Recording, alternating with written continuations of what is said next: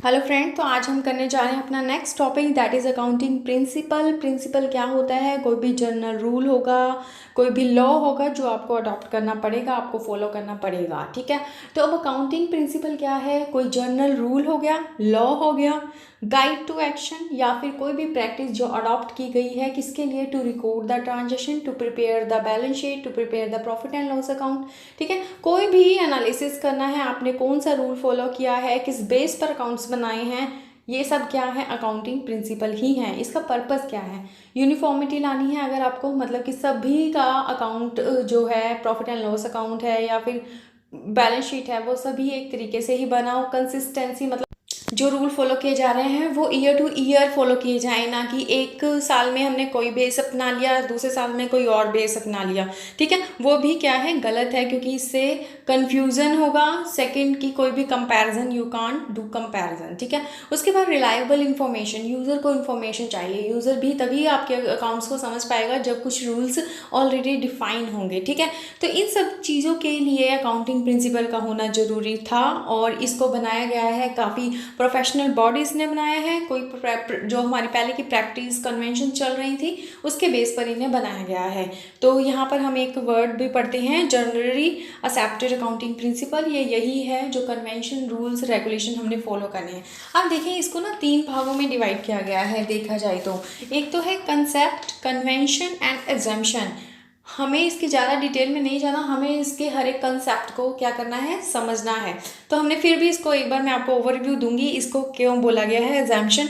Assumption क्या होता है कि जो हम मानकर चलेंगे, कुछ एज्यूम करके चलना पड़ता है जब हम रिकॉर्ड करते हैं ट्रांजेक्शन को, तो उसे बोलते हैं एजम्पशंस।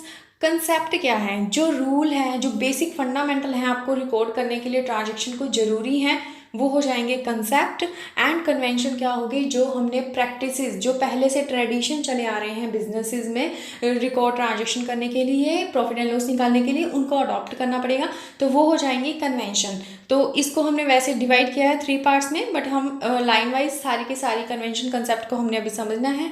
आगे भी हैं इसके फर्दर पार्ट। आज हम करने वाली हैं एजम्पशन। तो हमारी फर्स्ट एजम्पशन है क्या? Business entity assumption. इसका मतलब क्या है कि ऑनर है और जो बिजनेस है वो 2 अलग अलग एंटिटीज़ हैं। ठीक है, रिकॉर्ड जो भी हमने करना है अकाउंट्स में, वो हमने किसके पॉइंट ऑफ व्यू से करना है? बिजनेस के पॉइंट ऑफ व्यू से करना है, ना कि बिजनेसमैन और ऑनर के पॉइंट ऑफ व्यू से।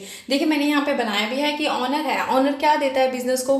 कैपिटल लगा कर देता है, और कैपिटल को हम किस साइड में लिखते हैं? एज ए लाइबिलिटी मानते हैं कि हमने किसी को देना है वापस। क्या देना है? ओनर को देनी है उसकी कैपिटल वापस। इसी तरह से अगर ड्राइंग वो निकाल लेता है, मतलब पर्सनल यूज़ के लिए कोई भी गुड्स निकाल लेता है, तो हम उसकी कैपिटल को कम कर देते हैं, मतलब हमारी लाइबिलिटी उतने अमाउंट से कम हो जाती है। ठीक है, तो यहाँ पर that's why the personal transaction are not recorded in the accounts. इसलिए हमने कभी भी देखा होगा कि जो पर्सनल उसकी जो ट्रांजेक्शन्स होती हैं ऑनर की, वो कभी भी अकाउंट्स में आपको नहीं मिलेंगी। ठीक है, तो यहाँ पर 2 जने हैं, बिजनेस अलग है और ऑनर अलग है। हमने पॉइंट ऑफ व्यू हमेशा बिजनेस का ही देखना है।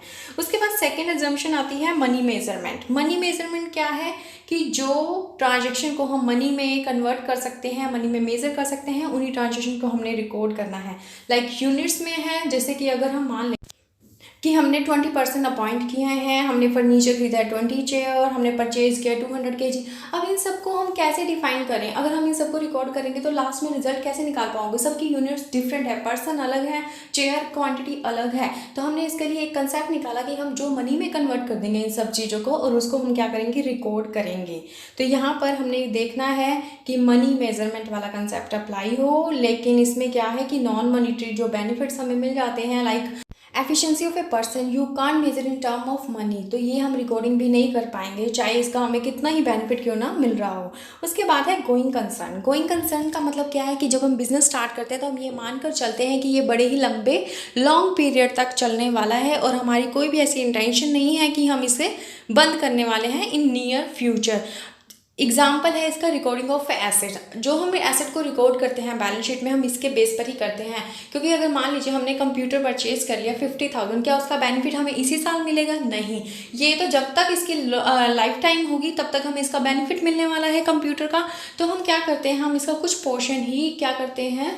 चार्ज करते हैं प्रॉफिट एंड लॉस अकाउंट में। मतलब इस जैसे 50,000 का अगर कंप्यूटर है और हमें पता है कि 5 साल तो चलेगा, तो हम इसका 10,000 ही इस साल में एज ए एक्सपेंस जो प्रॉफिट एंड लॉस अकाउंट में डेबिट साइड में शो कर देंगे, पूरा का पूरा अमाउंट नहीं करेंगे। और एसेट को हम बाकी जो कंप्यूटर का पोर्शन बच जाएगा, लाइक 40,000 बच जाएगा, वो हम अपनी एसेट साइड में बैलेंस शीट में शो करेंगे। ठीक है, तो ये था गोइंग कंसर्न कि हमें मानकर चलते हैं कि हमारा बिजनेस लॉन्ग टर्म तक चलेगा, उसके बेस पर ही हम क्या करते हैं, रिकॉर्डिंग करते हैं। नेक्स्ट अजम्पशन है accounting period assumption, period for which the financial statement will be prepare. मतलब क्या है, अभी हमने लास्ट कंसेप्ट पढ़ा गोइंग कंसर्न। गोइंग कंसर्न में क्या था, हमने माना कि ये लंबे समय तक हमारा बिजनेस चलने वाला है। अब यहाँ पर लंबे समय तक रुका नहीं जा सकता रिजल्ट जानने के लिए कि भी बिजनेस चल कैसा रहा है, उसकी पोजीशन क्या है, हमने प्रॉफिट कमाया, लॉस कमाया, हमारी लायबिलिटीज़ कितनी है, एसेट कितनी है। तो इन सब को जानने के लिए हमें एक पीरियड सेलेक्ट करना पड़ता है जिसके एंड पर हमने क्या करना है, फाइनेंशियल स्टेटमेंट को प्रिपेयर करना है।